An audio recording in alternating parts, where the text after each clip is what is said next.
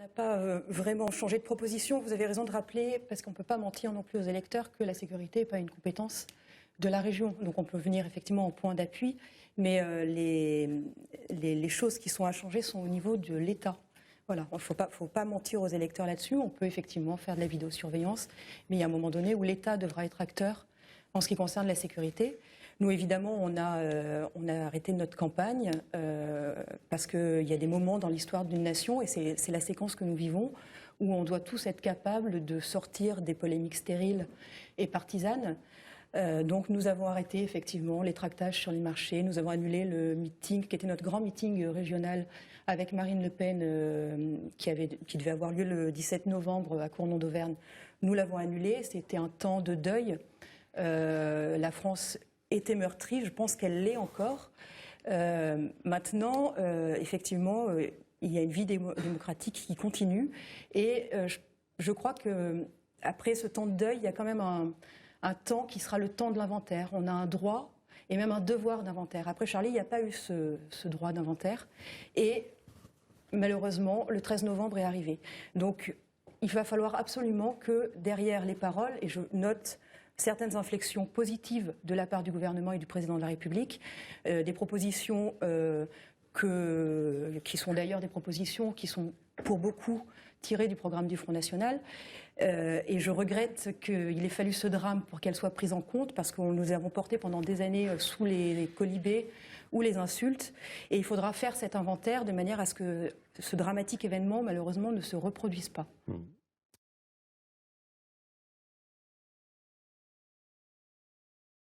Non, mais au-delà de ça, ça me paraît un débat un peu politicien et pas très intéressant. Je suis tout à fait d'accord avec vous, madame, sur le fait qu'on a su très très bien gérer l'après-attentat. On a eu des forces de l'ordre vraiment qu'il faut saluer, dont il faut saluer le courage, la détermination, des services de santé impeccables, très bien. Donc on sait gérer l'après, mais il faudrait aussi savoir gérer l'avant. Qu'est-ce qu'on fait pour l'avant? Comment est-ce qu'on empêche en fait ces attentats?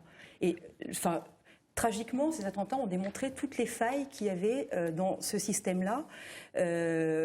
Le fait qu'on n'ait pas su travailler en coopération avec les services en Syrie qui auraient pu nous donner un certain nombre de pistes pour suivre ces islamistes radicalisés. Le fait qu'on ait baissé les effectifs de police sous le mandat de Nicolas Sarkozy, moins 12 500 services d'ordre, c'est terrible. Baisse des effectifs de l'armée également. On use très très peu de la déchéance de nationalité, alors qu'à partir du moment où on a un binational qui en plus trahit les intérêts de la France, je ne vois pas ce qui nous oblige à le conserver sur le sol français. Voilà, donc en fait ça c'est des inflexions qui sont en train d'être données, mais il faut aller jusqu'au fond des choses. Et effectivement, je vous rejoins un peu sur le coup des portiques. Moi, si vous voulez, de la surveillance, je suis bien d'accord. Le fait qu'on arme la police municipale, bien sûr, que les policiers aient le droit de garder leur arme de service hors de leur temps de travail, très bien. Mais il y a un moment donné où en fait il faut que tout ça, toute l'autorité et la loi s'incarnent. Je crois que c'est important. Et là-dessus, en fait, la vidéosurveillance n'est pas suffisante. Il faut on ait conscience en fait de qui est la loi et qui est le droit en France. Voilà, c'est l'État et donc il ne doit pas déroger à ses missions. Et pour le coup, il l'a fait pendant trop d'années avec une immigration massive qui permet la communautarisation, qui permet la radicalisation et qui permet le salafisme.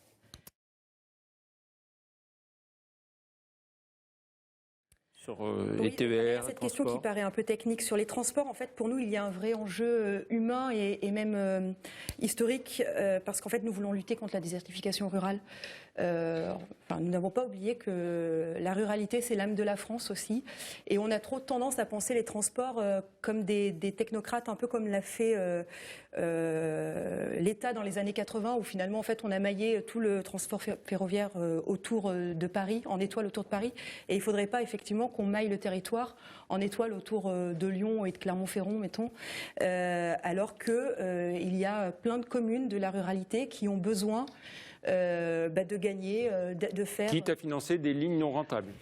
Quitte à financer, par exemple, faire un maillage par car, pourquoi pas, pour remplacer, mais pour permettre... Donc vous dites merci Emmanuel Macron. Oui, ça peut être porté par la qui veut développer les déplacements par autocar. Si on doit permettre à des gens...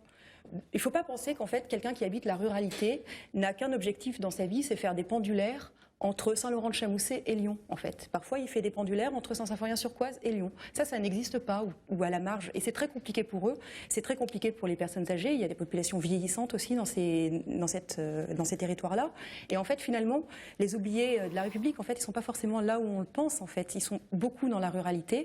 Et donc, moi, je crois que c'est très, très important. Il y a un vrai enjeu là-dessus, qui est un enjeu de société pour revivifier ces campagnes-là, parce que les campagnes, c'est pas simplement une sorte de jardin dans lequel on pourrait aller se promener le dimanche avec des agriculteurs qui seraient donc augmenter les budgets, transport, TER? Non, pas forcément augmenter les budgets, mais en tout cas repenser le maillage de manière à ce que il y ait des dessertes dans la ruralité, entre villages, entre villes, etc. Et quant à ce qui concerne effectivement la négociation avec la SNCF, effectivement, il va falloir mettre les choses un peu sur la table, parce qu'en fait, on verse à la SNCF 1,2 million par jour quand même pour faire tourner ce service-là. Donc elle ne réagit pas comme un prestataire de service. C'est-à-dire que logiquement, d'ailleurs il n'y a plus de monopole là-dessus. Donc quand un prestataire de service dans une entreprise ne remplit pas son contrat, il y a un moment donné, il n'est plus payé. Et donc là, il y a un moment donné, il va falloir effectivement négocier fermement de manière à ce qu'elle remplisse ses engagements de ponctualité, etc. C'est pas admissible sinon. On ne peut pas simplement donner à fond perdu. Oui, sur ces questions. Notamment sur l'apprentissage, moi je pense que c'est hyper important de développer l'apprentissage parce que c'est un très très bon moyen en fait pour apprendre aux jeunes à aimer l'entreprise. Voilà. Donc, et pour ça aussi, il faut également associer les entreprises, et je pense notamment aux TPE, PME,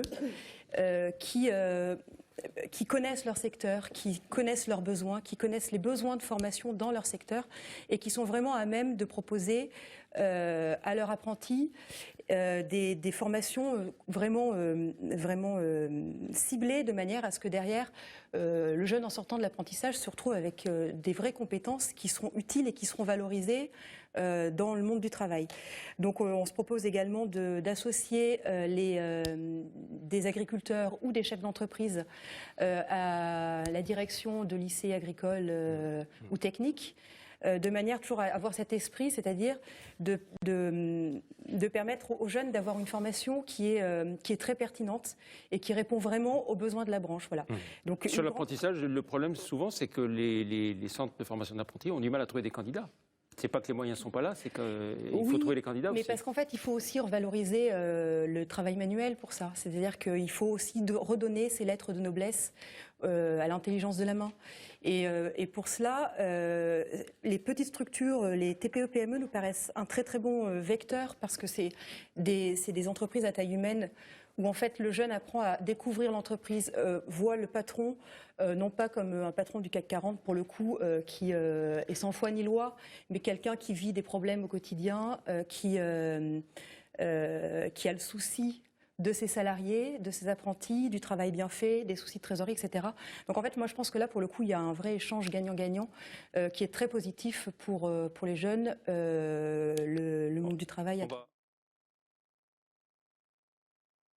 Vous avez l'air de considérer en fait que les entreprises sont très aidées pour les apprentis. Moi, il se trouve que je dirige une TPE avec mon mari, donc je sais vraiment de quoi je parle pour le coup. Je ne sais pas si vous avez... Très aidé. Non, mais aider. Et je vais vous dire, moi, de ce que je vis au quotidien, mais je pense qu'il y a beaucoup d'entrepreneurs qui vont se retrouver dans ce que je dis, c'est qu'il y a une chose toute simple à faire, mais simplifier toutes les démarches administratives. Parce que vous vous rendez pas compte, en fait, un entrepreneur, son boulot, c'est de faire du chiffre d'affaires, recouvrer de la trésorerie, générer de la richesse qui lui permette de payer ses salariés, etc., etc.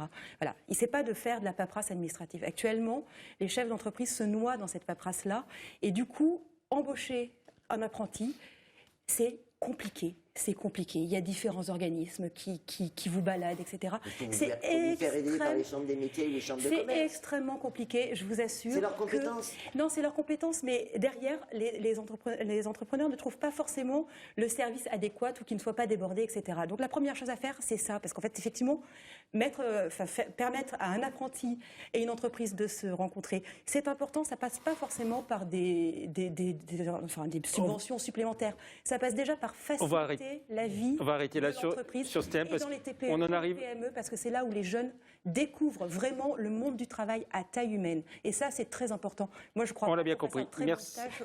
Merci Agnès.